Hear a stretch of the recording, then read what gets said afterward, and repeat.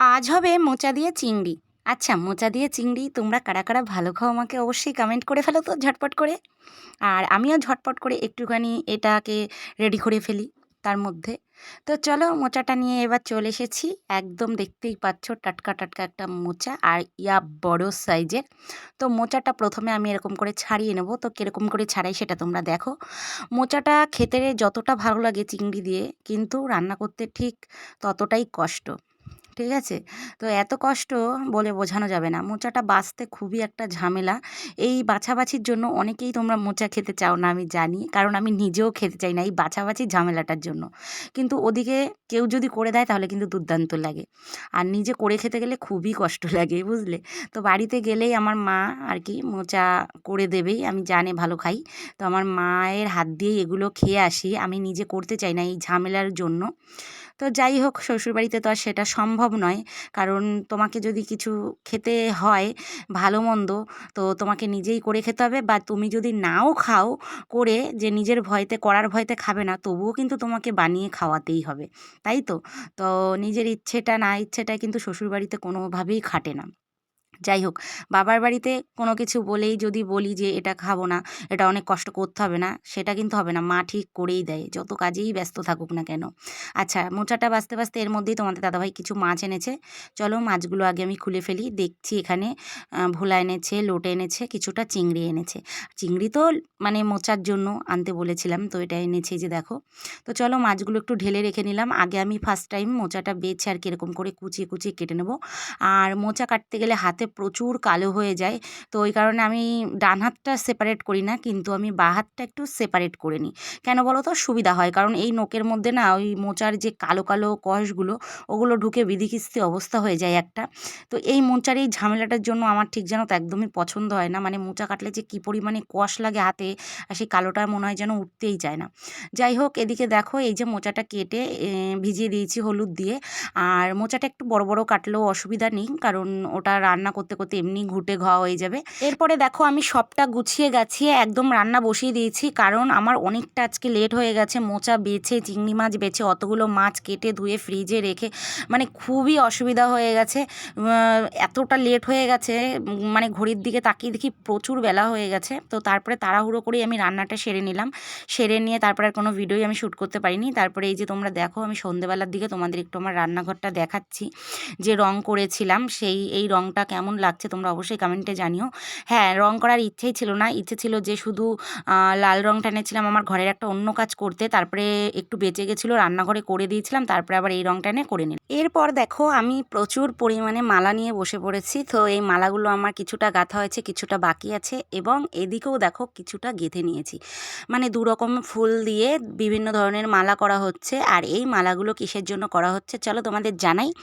এই মালাগুলো করা হচ্ছে, কাল তোমরা সকলেই জানো বিশ্বকর্মা পুজো। তো বিশ্বকর্মা পুজো উপলক্ষে আমাদের এই মালাগুলো লাগে, ওই জন্য এই মালাগুলো গাঁথা হচ্ছে। তোমাদের কাদের কাদের মালা প্রয়োজন আমাকে কিন্তু অবশ্যই কমেন্টে জানাতে পারো।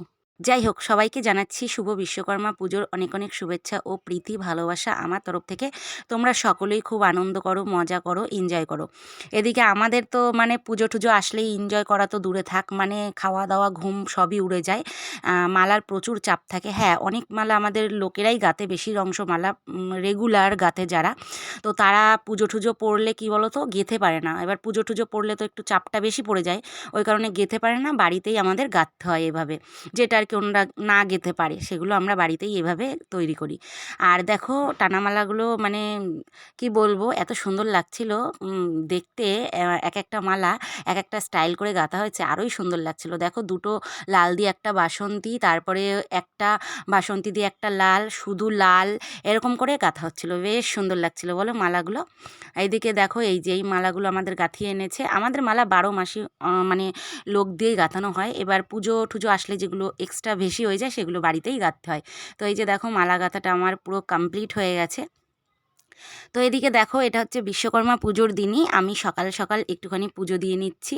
সকাল সকাল বলতে ভালোই বেলা হয়েছে, তাও 12:30 একটা বেজে গেছে। কারণ বিশ্বকর্মা পুজোর দিন বুঝতেই তো পারছো, অনেক ধোয়া কাচা, অনেক কাজ থাকে। বিশ্বকর্মা পুজো মানেই ভীষণ কাজ, এক্সট্রা কাজ। তো গাড়ি ধোয়া, তারপরে তোমার সাইকেল, ঘরে লোহা লক্কর যেগুলো থাকে, আমার সেলাইয়ের মেশিনটা অনেক কিছু দিয়েই ধুতে হয়েছে। তার জন্য আমি মানে ঠিকঠাক মতো ব্লগ তোমাদের সাথে আর কি শ্যুট করতে পারলাম না, দেখাতেও পারলাম না। মানে শ্যুট করতে পারিনি, দেখাতেও পারলাম না। তার মধ্যে এত কাজের ফাঁকে যেটুকু আমি তোমাদের দেখাতে পেরেছি, মানে সেটুকু অনেকটাই চেষ্টা করেই হয়েছে। তো যাই হোক, তোমরা একটুখানি আমাকে ভালোবাসা দিও। আর তোমরা যদি ভালোবাসা দাও তাহলে ব্লগ করার ইচ্ছেটা আরও আরও আরও পরিমাণে বেড়ে যায়, মানে 100 গুণে বেড়ে যায়। এর জন্যই বলছি তোমরা একটু পাশে থেকো, ভালোবাসা দিও। তোমাদের কাছ থেকে একটু ভালোবাসাই চাই, আর কিচ্ছু না। তো এদিকে দেখো, বিশ্বকর্মা পুজোর দিন তো অনেক কাজবাজ হয়েছে, সেগুলো তো তোমাদের শেয়ার করিনি। আর কালকে রাত্রেও মালা গেঁথে অনেক রাত হয়ে গেছে, কী বার ব্লগ শ্যুট করবো, তা ভাবলাম পুজোর দিনই সকাল সকাল পুজোর থেকেই আমি শুরু করি। ওই জন্যই তোমাদের এই পুজোর থেকেই আমি দেখানোটা স্টার্ট করলাম। এদিকে দেখো, আমার বর অনেক রকমের মিষ্টি এনেছে, ঠিক আছে, সেগুলো দিয়েই আমি ঘরে পুজো দিচ্ছি। আর মিষ্টি, ভালো ভালো খাবার দিয়ে পুজো দিতে কিন্তু আমার খুবই ভালো লাগে। আর এদিকে দেখো, যদি সমস্ত কিছু থাকে পুজো দেওয়ার তাহলে তো আরোই ভালো লাগে। দেখেছো কত সুন্দর করে আমি পুজো দিয়েছি। মালা দেখো, শিবের, নীলকণ্ঠ, মানে যাবতীয় যা লাগে, যেহেতু আমাদের ফুলের ব্যবসা, আমাদের মানে মালা ফুলের অভাব হয় না, ঠিক আছে। তো যাই হোক, এই যে দেখো পুজোটা আমি কমপ্লিট করে নিলাম। তোমাদের কেমন লাগলো তোমরা অবশ্যই কিন্তু কমেন্টে জানাবে। তারপরে দেখো, এটা হচ্ছে বিশ্বকর্মা পুজোর পরের দিন, ঠিক আছে। বিশ্বকর্মা পুজোর পরের দিন আমি করেছি একটু গরম গরম দেখেছো, আমি একসাথে কদিনের ব্লগ তোমাদের দেখিয়ে দিচ্ছি। কি করব, যখন যেমন শ্যুট করতে পারছি তখন সেটাই তোমাদের কাছে আমি শেয়ার করছি, ঠিক আছে। তো দেখো, এদিকে 1 হাঁড়ি বিরিয়ানি আমি সবে ঢেলে নিলাম। এই যে আমাদের খাওয়াও চলছে।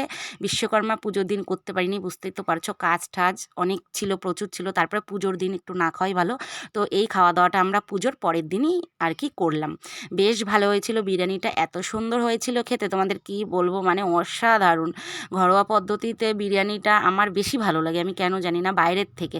তো এই যে আমাদের কিছুটা আরও বাকি আছে, কিছুটা খাবো, কাল খাবো, ঠিক আছে, সকালে খাবে। তো বিরিয়ানি ফেভারেট সবার আমাদের বাড়ির প্রচুর।